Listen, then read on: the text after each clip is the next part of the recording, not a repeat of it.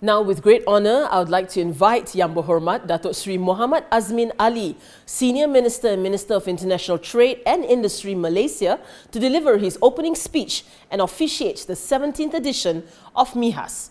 Yang Berhormat Datuk Seri, the floor is yours.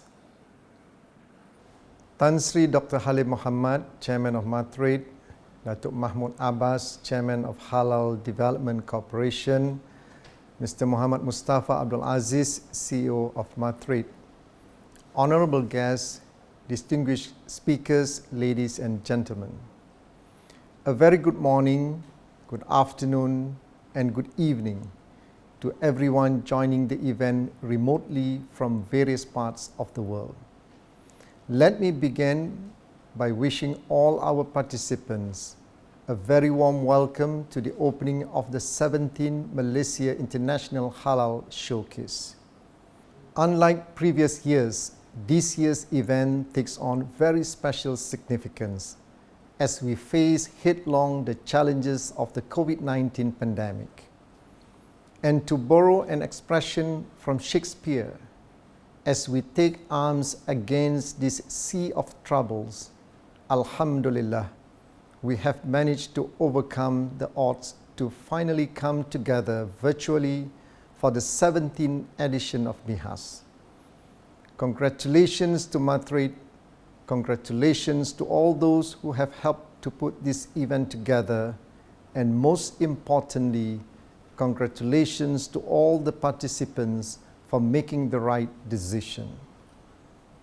Indeed, it is a smart and strategic decision to be part of this momentous showcase because MIHAS has proven to be the most effective platform to connect halal businesses, aspiring and emerging enterprises, as well as established commercial and trade entities.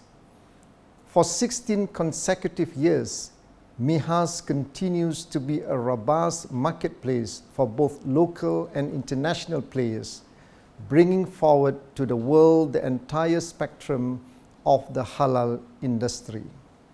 In doing so, MIHAS has manifested the strength of Malaysia's command in the global halal industry, benefiting not only Malaysian exporters, but anyone interested in the burgeoning global halal market the world over. It is no exaggeration to say that this is a market that has grown by leaps and bounds, thanks to an expanding global population of 1.9 billion Muslims. The global market for halal products is expected to chart an annual growth of 4.1% and forecasted to reach $2.4 trillion by 2024, making it one of the fastest growing sectors. Since the turn of the new millennium, we have witnessed the emergence of a halal lifestyle based on the concept of inviting towards that which is lawful and good, halalan tayyiban.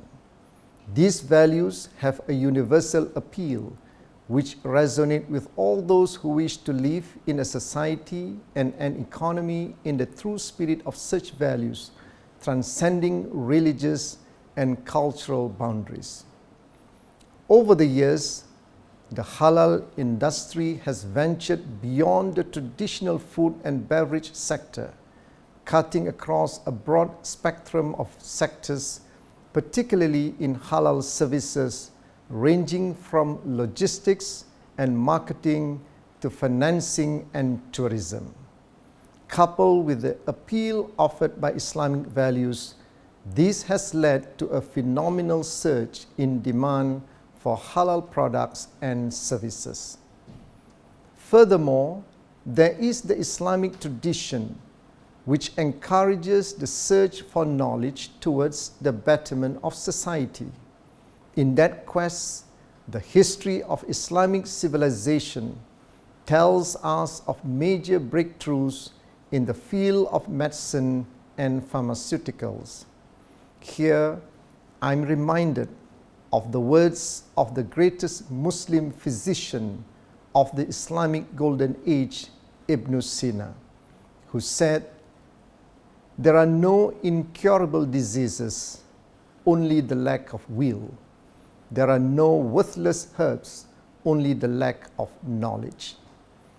It is in this pursuit of knowledge, through great efforts in R&D in halal medicine and pharmaceuticals, particularly in the field of vaccines, that we should see an exponential growth in this sector that would advance not only in the Muslim countries, but the rest of the world.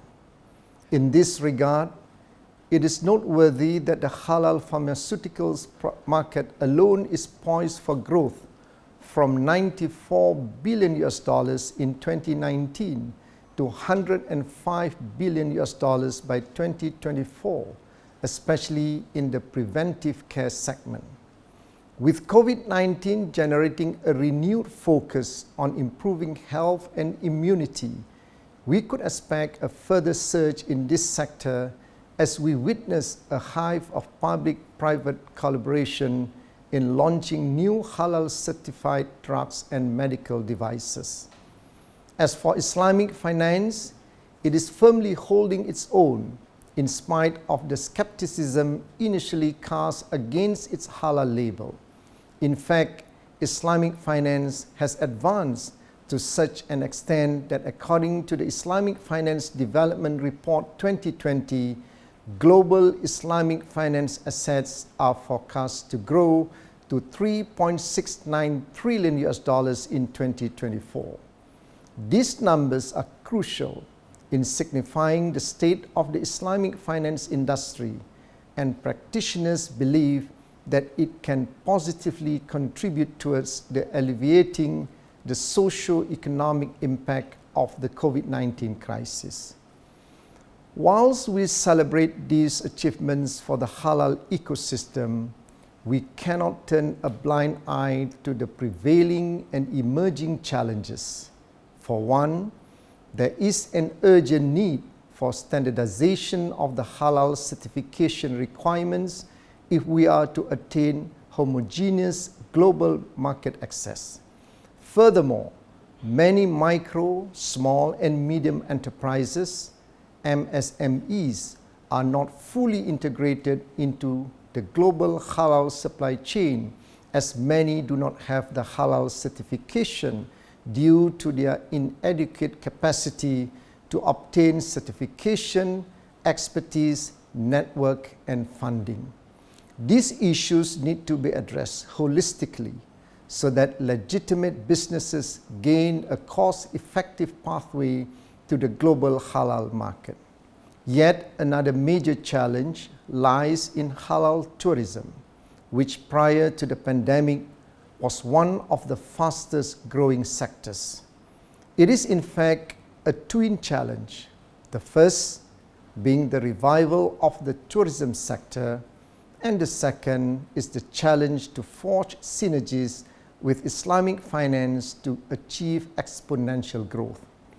To this end, Malaysia has positioned itself as a leading hub for halal products and services, having scored first in the overall Global Islamic Economy Indicator ranking for 8 consecutive years in the Islamic finance, halal food, travel and pharmaceutical and cosmetics sectors. As for beating the odds in the time of COVID-19, the International Sourcing Program, INSP, organized exclusively for MIHAS, was accomplished virtually for a 5-month period up till September. This demonstrates that despite lockdowns and restricted movements, ample opportunities can be provided for halal industry players from all over the world to connect. Pursuant to this program, preliminary transactions have yielded a total sales of $162.4 million. Malaysia is committed towards advancing the halal industry's strong and comprehensive ecosystem, which enables the flourishing of the halal brands regionally and globally. MITI has spearheaded the Halal Industry Master Plan 2030 to catalyze the country's halal industry in a holistic manner by strengthening and globalizing its halal ecosystem. As for certification, to date, over 8,000 companies in Malaysia have been given the Malaysian Halal certification, of which 20% are exporters, contributing a total of $10.4 billion worth of exports in 2020. In dealing with the standardization issues mentioned earlier, the Department of Islamic Development Malaysia, or JAKIM, is collaborating with 84 halal certification bodies from 46 countries for uniformity of standards to ensure compliance to Sharia laws. With the onset of COVID-19, e-commerce transactions have been on the uptick. This fortifies our conviction that the virtual edition of MIHAS will serve as the ultimate launchpad for digitally powered halal brands as the new normal in the coming years. Hence, the current initiatives by the government towards digital transformation will be a boon to further advance the halal industry. In closing, I wish you all a rewarding time today and in the coming days. On that note, and with the recitation of Bismillahirrahmanirrahim, I have the pleasure of declaring open MIHAS 2021. Thank you, Yang Berhormat Datuk Seri, for the inspiring speech.